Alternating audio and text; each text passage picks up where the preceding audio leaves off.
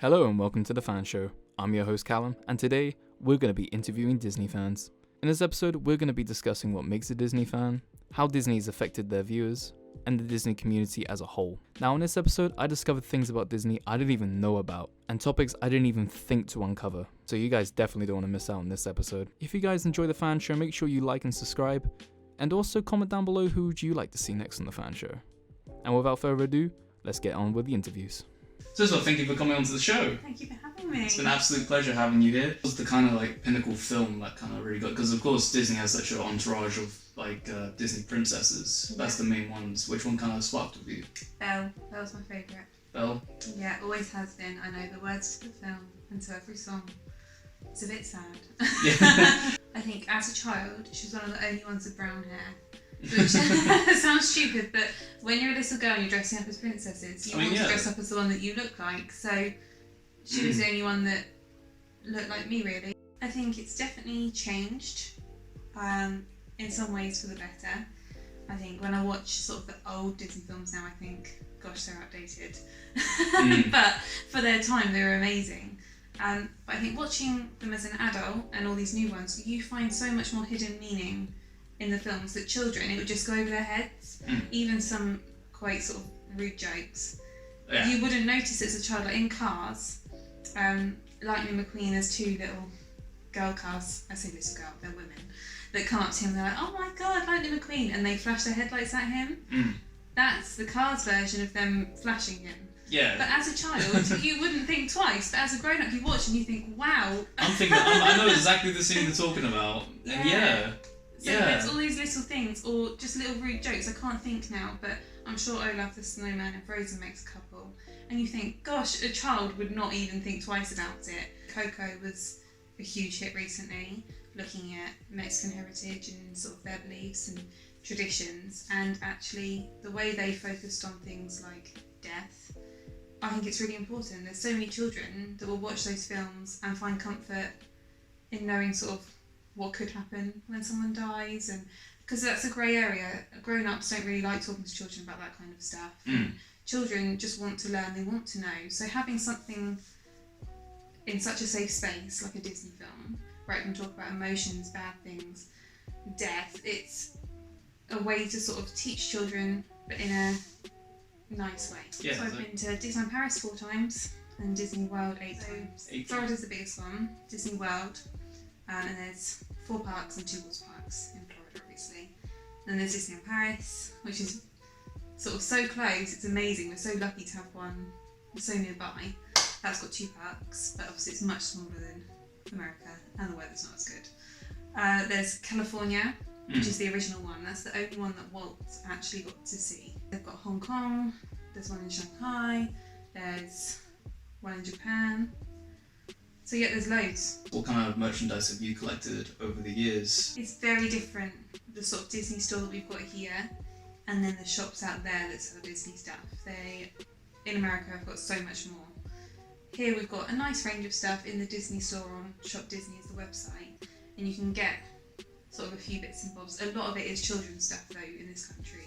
I think we haven't quite caught up on the fact that adults want Disney stuff too. So with Disney sort of at home, I think I'm much more subtle than I would be if I was sort of out in Florida. So inside you're screaming like I love Disney. Yeah. So in Florida I will wear sort of mini ears all the time, things like that, and I do have a lot of sort of Disney jumpers, but I would dress them down sort of here.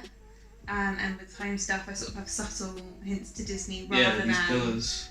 I wouldn't sort of have a completely Disney themed room. I'd much rather sort of have hints of Disney here and there.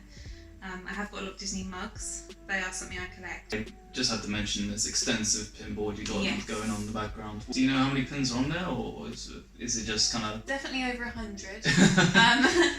But we've sort of slowly collected them over the 12 trips that we've done. So when I went for the first time with my dad, I started sort of collecting them because they're quite a big thing out there, and they actually do pin trading where you can take your pins and swap with other cast members or people who are on holiday. So I'm currently reading How to Be Like Walt, which is sort of a book about how to sort of have the same sort of outlook on life as Walt did. He was such a positive person and motivated. Not many people would sort of make their dream come true like he did. This one's actually written by one of my Disney friends about Disneyland Paris. Oh, okay.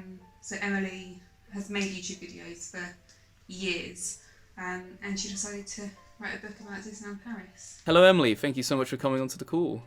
Hi, thank you for inviting me. It's going to be fun. We've been doing YouTube for about 4 years now, is that right? Yeah, on and off, but it's kind of become more prevalent in my life in the last year and a half. Maybe. It's one of those things that I decided to do on a whim about 3 years ago, to film every day a kind of a whole bunch of videos of the trips to the parks that I had, and then I went home and I put them all together and decided that actually that was a really good idea. Disney vlogging at that time wasn't really a big thing.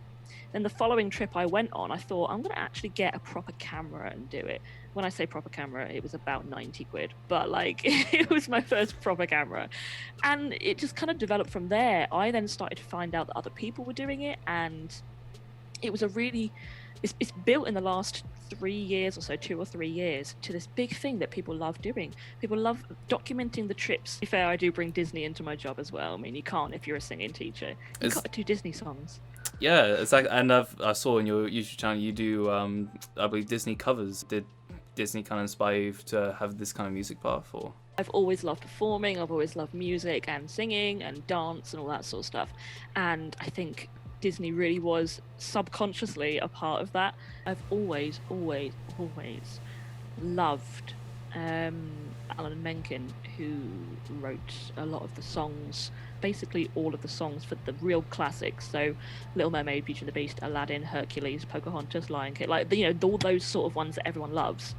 I'd always be like, let's put on Alan Menken. This is when I was like 11. What kind of films or film kind of influenced you, maybe when you were younger, to have this path of Disney aspiration? Mary Poppins was one of the ones that really hit me. We watched it every single year at Christmas, and obviously I then knew, I was like, I want to be Mary Poppins. I want to be Julie Andrews. And then I found out a few years later that Walt Disney's favourite song was Feed the Birds from Mary Poppins. Oh yeah. And at that point I was like, I feel connected to Walt Disney, you know, and it just kind of, all of those little things snowballed into this sort of feeling of, I want to know more about the men behind the company, you know, I want to know more about the business end of it, I want to know more about everything.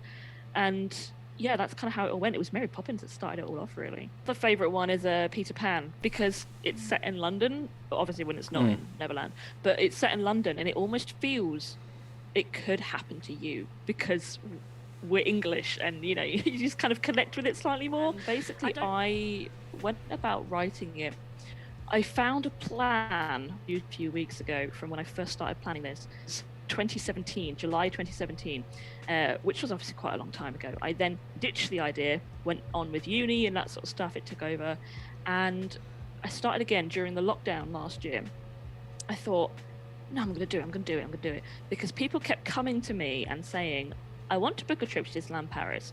What is this? How does this work? I don't understand what this word means. And I was like, okay, hold tight. And then I started typing on Instagram. But I thought, what if I could create something that helped people without kind of coming to me and asking questions? And so the book idea resurfaced, and I basically just sat on my computer one day and started typing. And a month later, I published it. So there is a big difference between cosplay and what it is that I do. So what I do is, it's something called Disney bounding. It's a term that has kind of come through the Disney community online.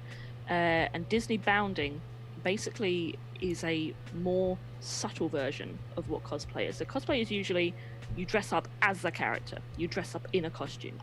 Whereas in Disney parks, this is where it's come from. In the Disney parks, you're not allowed to dress up as a character. You basically get kicked out because it's all to do with health and safety. If a child thinks that you are Cinderella, then they might go with you, and obviously then you've just taken a child. So it's really to do with child protection and health and safety. So as an adult, anyone above the age of 12 can't dress up.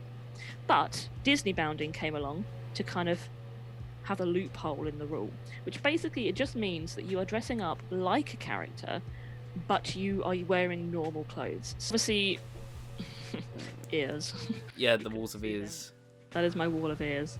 and they are from various different sources, some from the parks and some from small businesses, because I support a huge corporation by going to Disney parks each year. But you can do your bit to shop small, which is fab. But the thing that I collect most is probably ears and clothes, just because, as I said earlier, I love the Disney bounding situation where you can dress up as characters, but the only way you can do that is by having the clothes to create the outfits. Like this particular t-shirt that I've got on is just a little tiny pocket with a tiny Pooh Bear hand. That was my engagement trip from 2019. So yeah, we're having a very subtly themed wedding, which we will know it's Disney, but other people might not. It's going to be very sneaky. We love it. And then we were going to go all out Disney for our honeymoon at Walt Disney World. I just want to go to California. I want to be in the park that Walt walked on. I think that would be so magical for me. Because as much as some people don't think so, I think he was an amazing guy. And I'd love, love, love to walk in his footsteps.